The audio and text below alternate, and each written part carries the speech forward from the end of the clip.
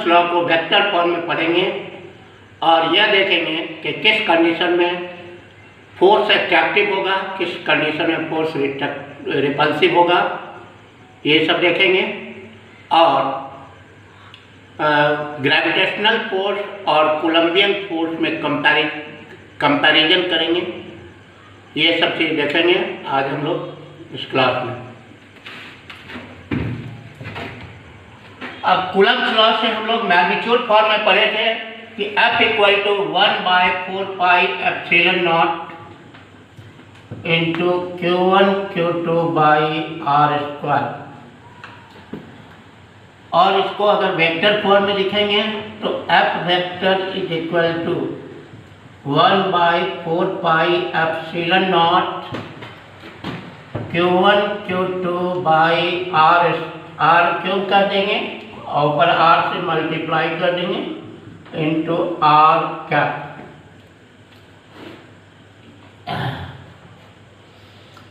अब इसको लिखा जा सकता है 1/4 pi epsilon not Q1 Q2 by R cube into R vector. ये हो गया कूलम्ब्स लॉ का वेक्टर फॉर्म। इसको सिर्फ इस तरह से भी लिखा जा सकता है।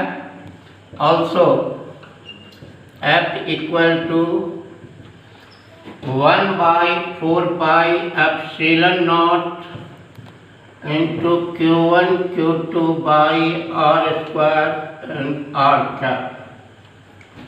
वेयर R कैप, जिसमें R कैप क्या है, तो R cap where R cap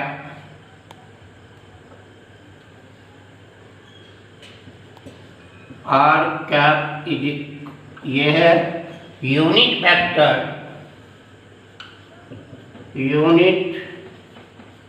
vector along R।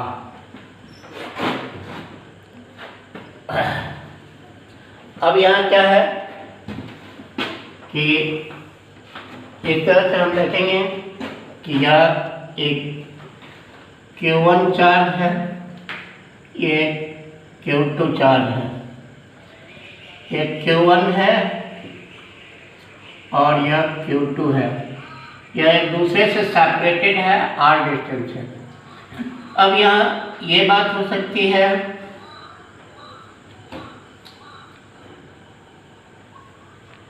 हमको इस तरह से देखेंगे कि Q1 पॉजिटिव, Q2 पॉजिटिव और Q1 नेगेटिव, Q2 नेगेटिव। यदि दोनों नेगेटिव हो या दोनों पॉजिटिव हो, इस कंडीशन में Q1 into Q2 is greater than 0। यानी Q1 और Q2 का जो प्रोडक्ट होगा, Q1 और Q2 का प्रोडक्ट अगर पॉजिटिव हो यानी ग्रेटर देन 0 का मतलब पॉजिटिव। इसका मतलब हुआ कि दोनों चार्ज का नेचर सेम होगा।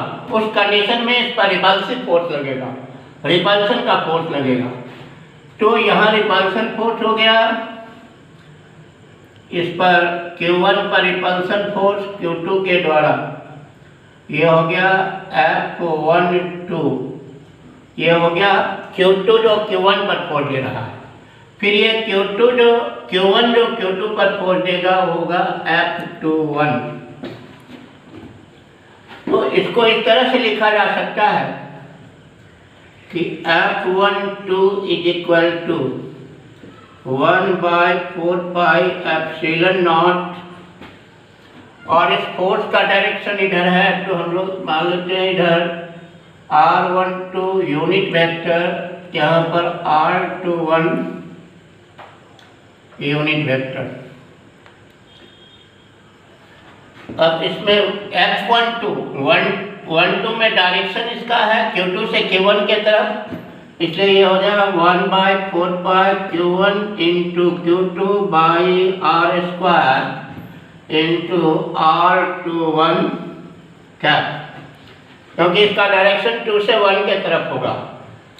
And F21 is equal to 1/4πε0, और ये Q1 Q2 by R² into R12 का। इसमें है R21, यहाँ पर इस तरह से देख रहे हैं कि दोनों फोर्स का डायरेक्शन अपोजिट है। एक है Q2 से Q1 के तरफ, एक है Q1 से Q2 के तरफ, इसलिए F21 is equal to minus F12 and R21 unit vector is equal to R12, क्योंकि R21 और R12 दोनों का डायरेक्शन अपोजिट है, इसलिए इस तरह से लिखा जा सकता है। ये हुआ कि जब दोनों चार्ज सेम नेचर का हो तो इस कंडीशन में फोर्स F12 और F12 और F21 का डायरेक्शन इसी तरह से होगा। फिर अट्रैक्टिव फोर्स के केस में, जब अगर रिपल्सन फोर्स के केस में इस तरह की बात होगी। फिर आइए कि अगर दोनों चार्ज अपोजिट नेचर का होगा तब क्या होगा।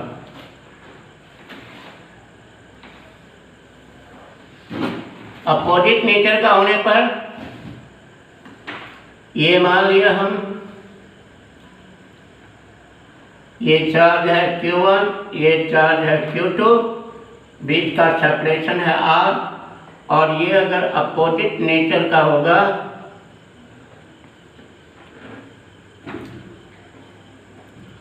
ऐसे होगा तो यहाँ से हो जाएगा, यहाँ से Q1 पॉजिटिव, Q2 नेगेटिव, यहाँ से Q1 नेगेटिव, Q2 पॉजिटिव। इस कंडीशन में इस दोनों चार्ज का product Q1 into Q2 is less than 0, यानी दोनों चार्ज का प्रोडक्ट लेस देन 0 होगा, मतलब नेगेटिव होगा।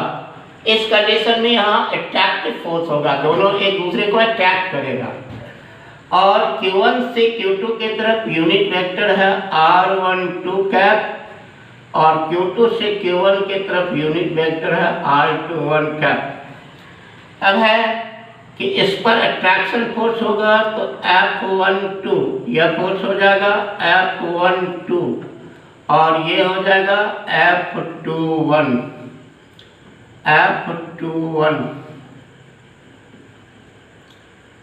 अब इस कंडीशन में क्या होगा, from Coulomb's law vector form में F12 is equal to 1/4πε0 into Q1 Q2 by R² into R12 cap, and F21 is equal to 1/4πε0 Q1 into Q2 by R² into direction हो जाएगा R21 cap. Therefore हम कह सकते हैं कि F21 vector is equal to minus F12 vector, and R21 cap is equal to minus R12 cap. अब R is equal to R12 cap.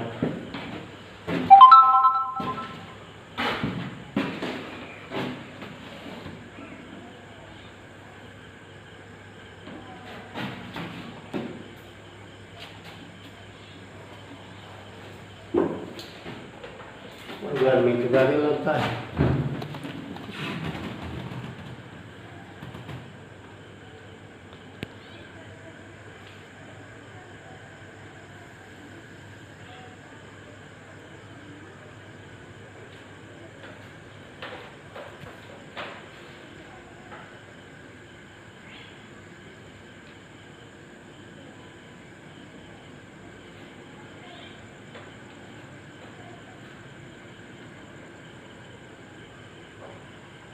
F21 जो निकाले हैं उसका डायरेक्शन किस तरह से होगा, रिपल्सन के केस में, अट्रैक्शन के केस में किस तरह से हम लोग लेंगे। तो यहाँ पर क्या है कि जब वह रिपल्सन होता है तो एक दूसरे को रिपेल करता है, इसलिए डायरेक्शन अपोजिट है। अट्रैक्शन कर होगा तब भी डायरेक्शन अपोजिट होगा, लेकिन उसमें फोर्स का Q1 और Q2 पर जो फोर्स लगेगा उसका डायरेक्शन चेंज हो जाएगा। जैसे यहाँ पर F12 क्या है,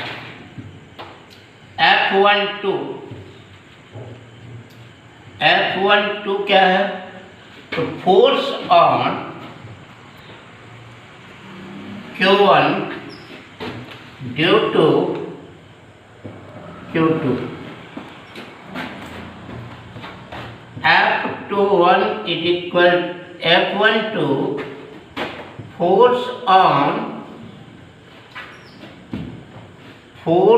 on Q2 due to Q1, okay, due to Q, force on Q2 due to Q1। ये R12 क्या है,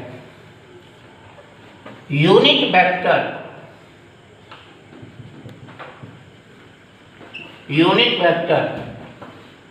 पॉइंटिंग का मतलब हुआ कि उसका डायरेक्टेड है, किधर डायरेक्टेड है, तो pointing from Q1 to Q2 and R21 cap का मतलब हुआ कि unit vector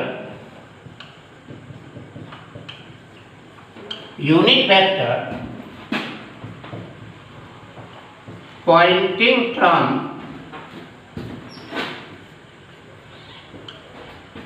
Q2 to Q1।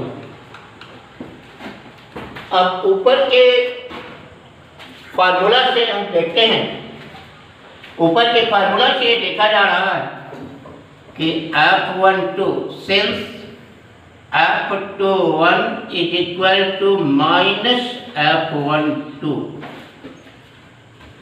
therefore F12 का मॉड का मतलब हुआ magnitude of force on Q1 due to Q2, या F21 का mod is equal to minus F12 का mod, that is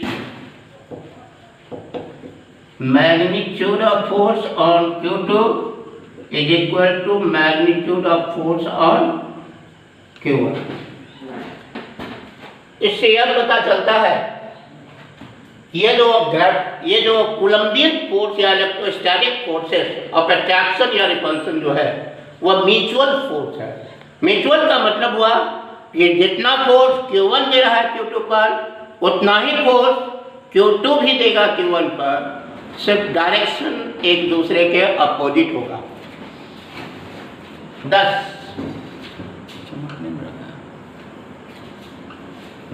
the electrostatic forces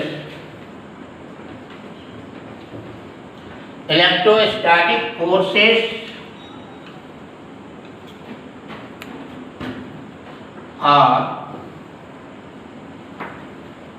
the mutual force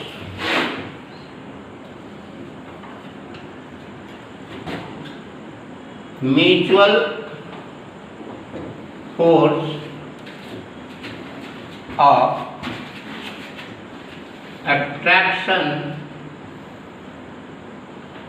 or repulsion।